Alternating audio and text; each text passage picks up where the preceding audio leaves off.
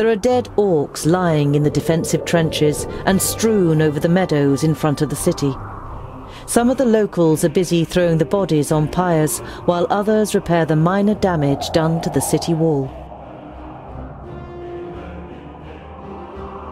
You enter the city and the garrison at its centre without being spoken to. It is only when you reach a heavy oak door that leads, you assume, to the commanding officer's headquarters, that you are halted by a guard. Dwarves, eh? Seems we aren't to be spared anything these days. What do you want?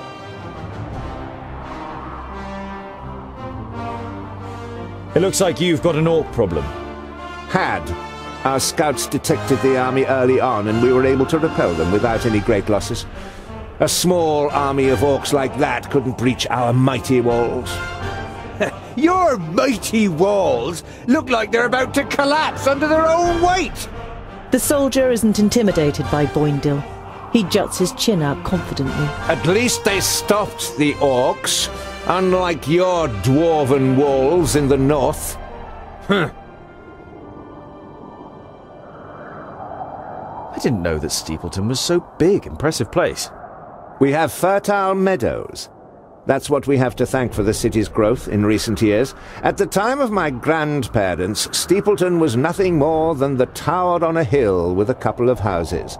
Now we have a market, a temple, and of course there are royal messengers stationed in the tower, which doesn't do the city's coffers any harm at all.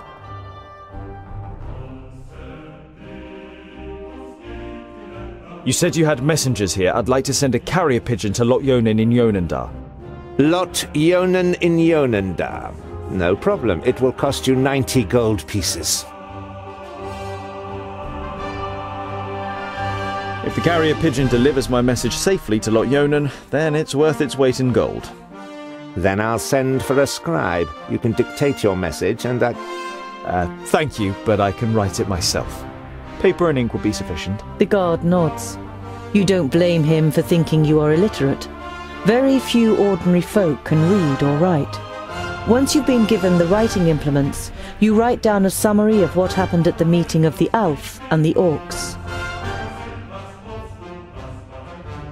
I must speak with your commander. Commander Valor doesn't have time. He's still very busy dealing with the aftermath of the orc attack.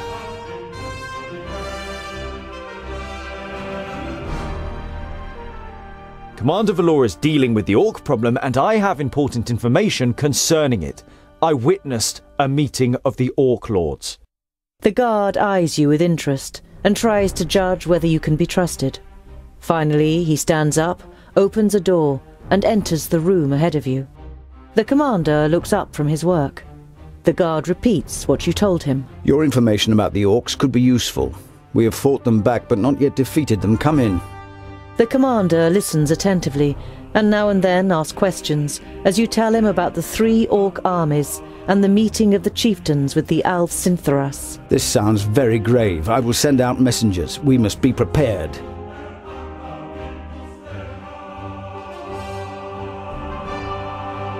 The orc army that attacked you was able to escape? What was left of it? They headed south. Unfortunately, I can't send anyone after them until the damage to the wall is repaired. The commander looks at you with a disgruntled expression. It suddenly seems clear to him who he has standing in front of him. If you're interested, you could try and wipe out the mob that got away and collect the bounty. Killing pig noses and getting paid for it? Where's the heads? You grin at Bögnilim and then turn back to the commander. We'll see what we can do. We must press on. Farewell, Commander Valor. Kill as many orcs as you can, dwarves. Palandir will be with you.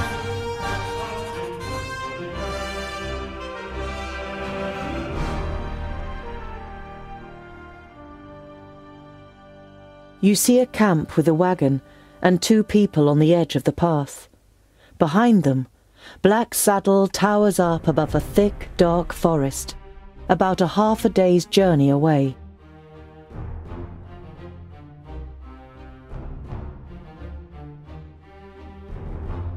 Two horses are standing near the covered wagon, grazing. You can make out the shapes of boxes and barrels on the wagon. The 2 humans are wearing smart clothes, and are sitting next to a large campfire. They don't seem to have noticed you yet. You don't want to give them a shock, so you address them while you're still a distance away. Hello, friends.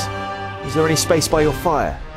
The two traders look up and visibly jump when they see you three dwarves. Ah, hello. Yes, of course. It doesn't escape your attention that you seem to be causing the traders some uneasiness, but you take up their offer and sit down. The twins follow your example. We're only travellers. We're looking for someone who's said to live on Blacksaddle. A hermit. Someone who lives here? The traders exchange amazed looks. If they live here, they must be mad. Normally we wouldn't stop and rest here, but the horses are too exhausted. Our departure from Parista was delayed and we must have driven them too hard. Why does Blacksaddle make you feel uneasy? It doesn't look particularly inviting, but it's only a mountain. Only a mountain? You don't know the legend? The trader looks at you and the twins for affirmation, but you all shake your heads. Blacksaddle was once known as Cloudpiercer, and it towered up into the heavens, the upper slopes of pure gold and the summit covered in snow. The humans wanted to attain this wealth, but the smooth slopes and the dazzling summit made the climb impossible. They called on the dwarves to help them. They were able to tunnel up through Cloudpiercer to the top. They hollowed it out and carried away the gold. The humans demanded that the treasure be shared, but the dwarves refused, and as they argued, the mountain began to tremble. There were too many holes inside for it to hold together. It collapsed and buried both greedy parties underneath it.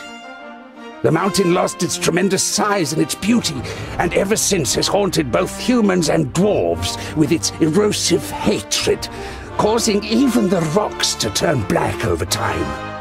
Pfft, never heard of it. Sounds like human tittle-tattle. Dwarves would never hollow out a mountain so much that it collapses.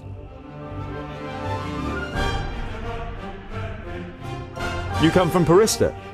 How are things there? No news to speak of, I'd say. Well, except for Nudin the Knowledge Lusty. You know Nudin the Knowledge Lusty. Lot Yonan introduced him to you many years ago during a visit. What about him? Oh, nothing really. Just rumours. You nod at the trader to continue. He's behaving strangely and disappears into his tower for days on end. Merely looks ill, apparently. Well, that's what someone I know said. Perhaps he got a spell wrong.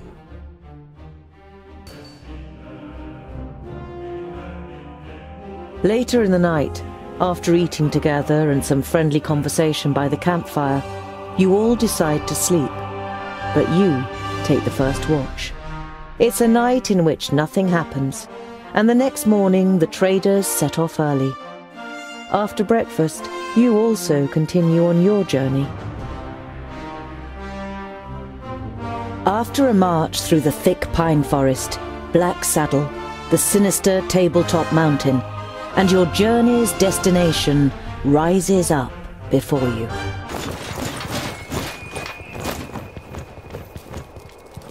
Are you sure that the Famulus lives here? Yes, according to Lot Yonan. Although you try to put a lot of assurance into your voice, you too see no signs that anyone lives here. No castle, no tunnel, no camp. There's nothing here but mountain. Then we'll have to take a closer look. You do that, scholar. We'll be waiting for you here. You think about objecting, but it would just be a waste of breath.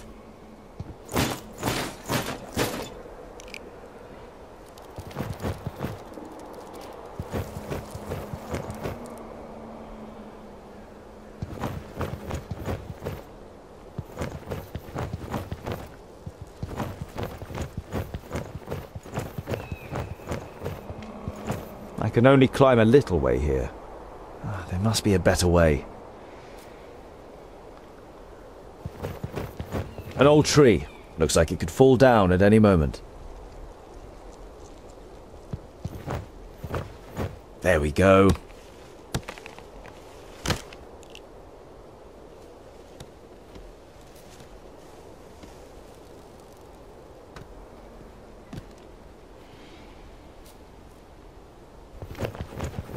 too steep. I can't get a grip anywhere. I should be able to get up here.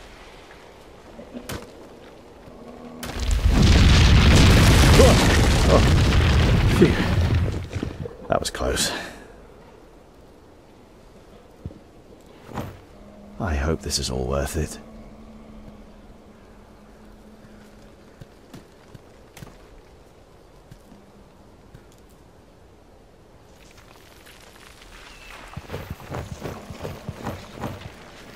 Here's a...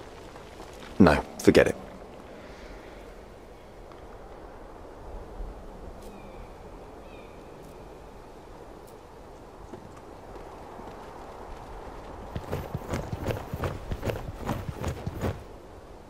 Definitely a rock face.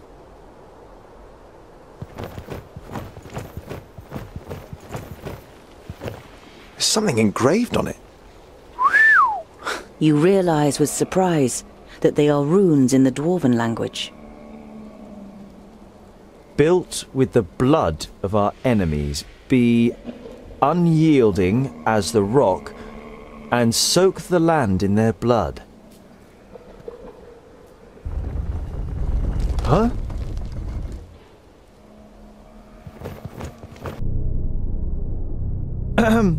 Hello?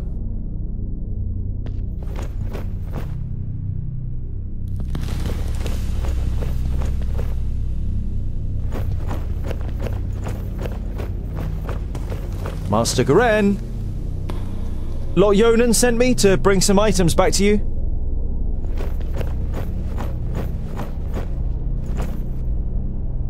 My inquiries are almost at an end.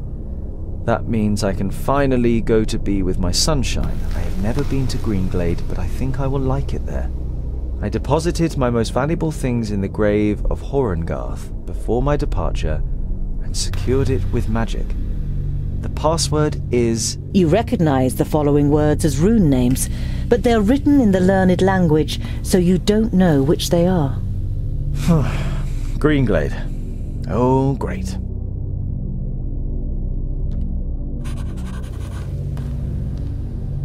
Useful.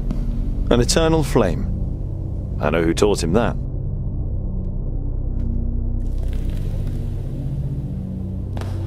You see sketches and notes on the architectural features, statues and wall reliefs. It seems Garen spent a lot of time studying this place. Maybe he's kind of a dwarf historian, or maybe he's just a treasure hunter. Garen is in Greenglade to visit his sunshine.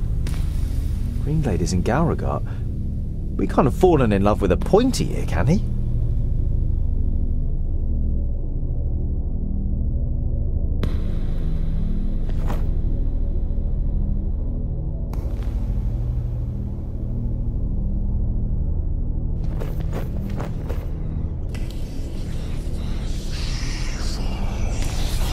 Hello? Is anyone there?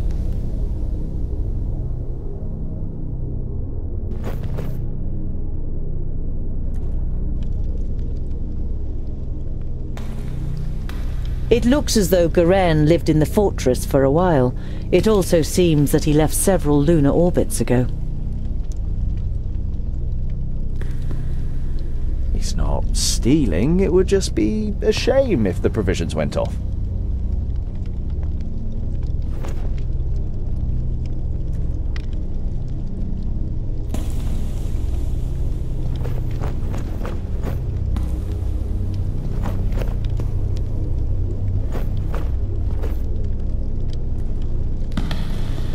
A series of weapons that are all clearly of dwarven origin.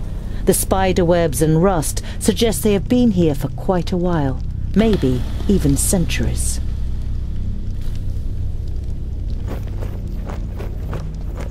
You have difficulty deciphering the scroll. Throw the firstlings in the forge. Beat the secondlings to a pulp. The fourthlings are... The rest is illegible.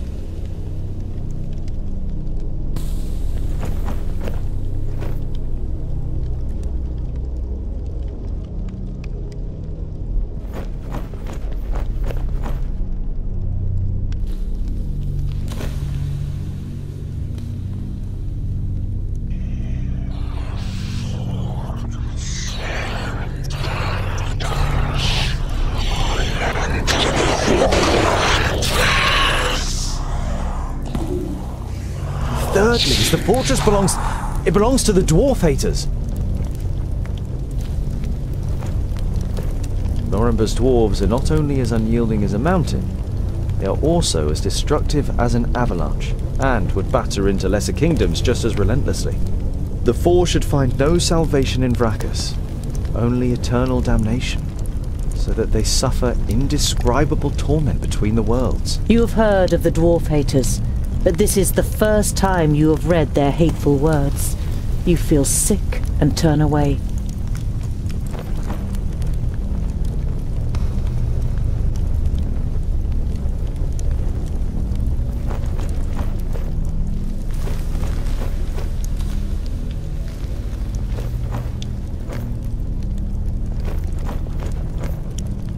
Lorimber, the progenitor of the Thirdlings. In most of the chronicles about the 5 dwarfen kingdoms, only very little is written about the Thirdlings, and what is written is full of disgust.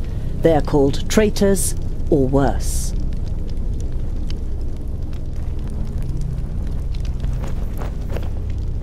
It would seem that even the Thirdlings worship Vrachus, but in all the other kingdoms his shrine would be the biggest.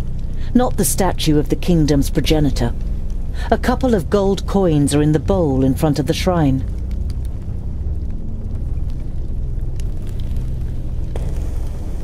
Can't do any harm.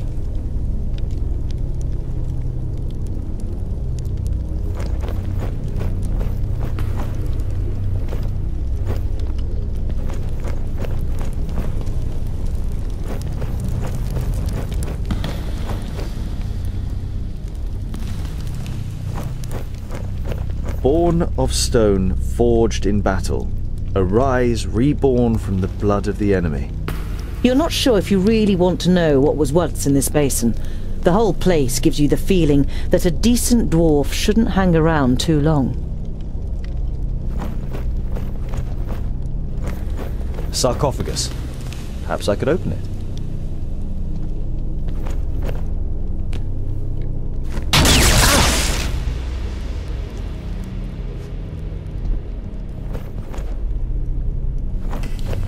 Rune. Clearly magical.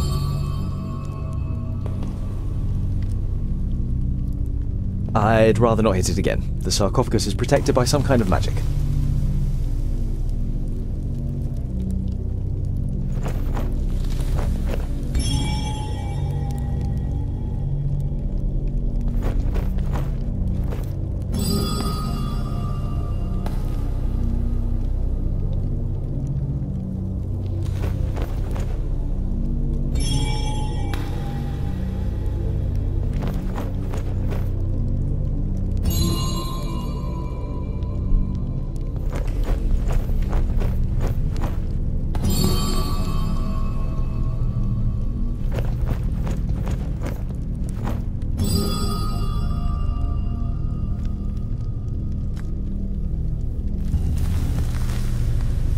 Ah! That's it!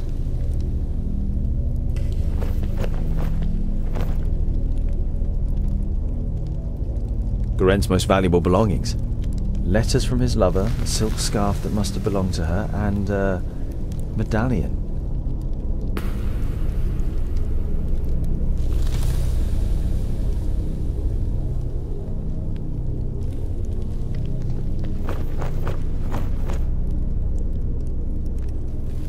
Graves. Could be buried here.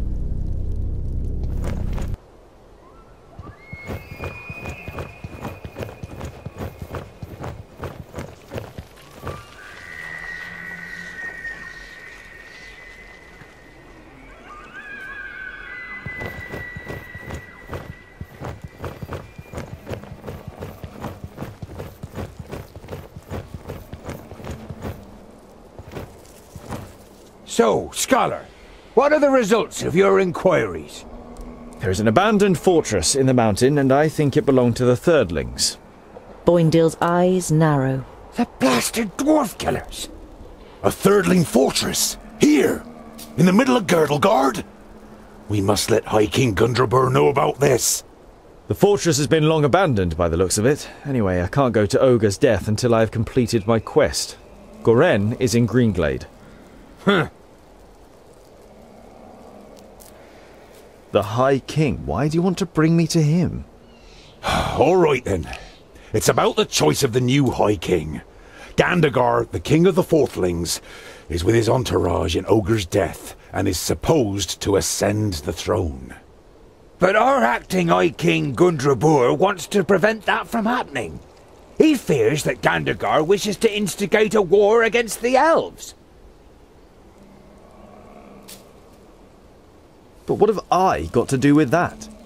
Bögnilim is about to say something, but is silenced by a nudge in the side from his brother. High King Gundrabur will explain everything when the time comes. You look distrustfully from one twin to the other. Bögnilim has donned an innocent expression, and Boendal doesn't give you the impression that he has anything else to say on the matter.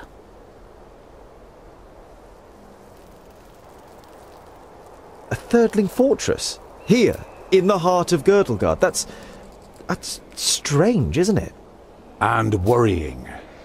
But they've always been wily. They move in the shadows and kill there too if they can. Do you know their story? I've read about it. Lorenberg, their progenitor, rejected the name that Vrakas gave him, who in turn did not give him any special talent, so his kingdom studied war. It helps them defending the East, but it also meant they ended up confronting the other kingdoms. No dwarf would ever even think of injuring one of his kind, never mind killing them. But the dwarf killers are proud of it. When they were even more powerful, they wanted to become the rulers of all dwarves. They are envious of our skills.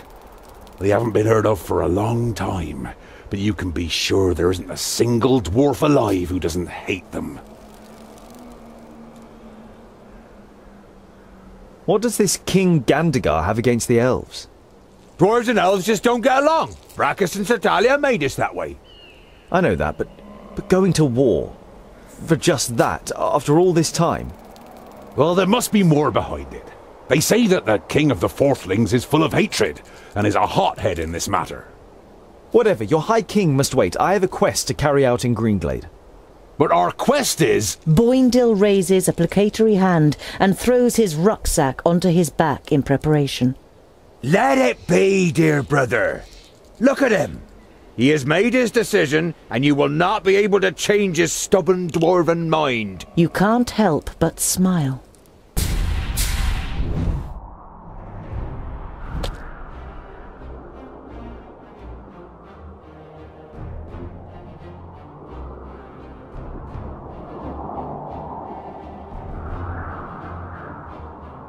You approach Scalebrook through its expansive fields and spot smoke rising up into the sky. A short while later, you can hear the cries of battle, and finally you can smell the tallow on the orcs' armor. Scalebrook is at war.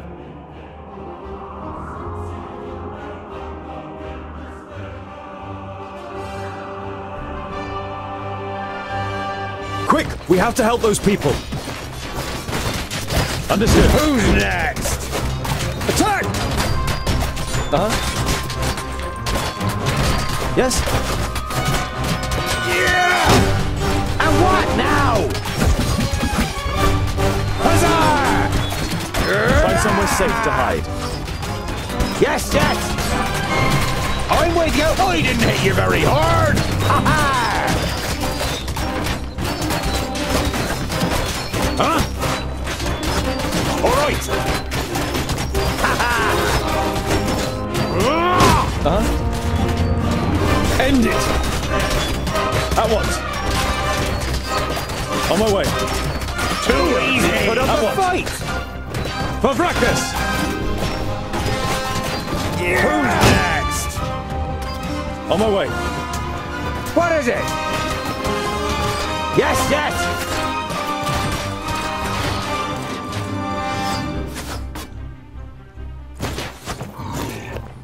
That's it! They're fleeing!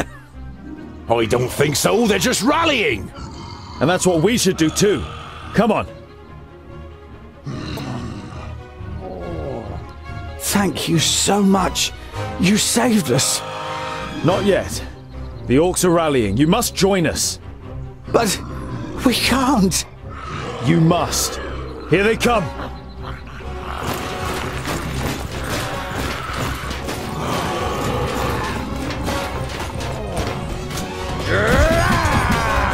Yes? Yes? At what? End it! Huh? What is it? Huh? Attack! And what now? Of course! Huh? Too easy! As good as done! Oh, what bad luck for you! Understood. End it, huh? Who's next? I didn't hit you very hard! On my way. And again. For Vracus! And what now? Come here, you! Pow! Another one bites the dust! Of course! Yes? All right. Say goodbye forever. Yes? Kill! He hardly put up a fight. At once. I'm Understood. with you. What is it? What is it? With pleasure. On my way. All right. Yes? Of course. With pleasure. Yes? While Boindale still hunts the last of the orcs through the alleyways of the village, you and Boendal are already helping search for survivors. Various villagers, all with shocked, ashen faces, come and thank you for saving them. A middle-aged man nervously steps from one foot to the other and tries to force a smile. My father, the village elder, he is dead. I think I must follow in his footsteps, so I thank you in the name of Scalebrook. He left behind some gold as a dowry for my sister. She's... The man bows his head, produces a leather pouch, and kneads it with trembling hands. If only you'd come earlier. But before you can reply, the man takes a deep breath and forces himself to look at you. What am I saying? How ungrateful. Thanks to you, many of us are still alive. My daughter may be able to marry one day, thanks to your bravery. The man hesitates briefly, then thrusts the leather pouch towards you. You accept the reward with a small bow. Thank you. We will bury our dead and rebuild the village. Life goes on. Thanks to you, noble gentleman.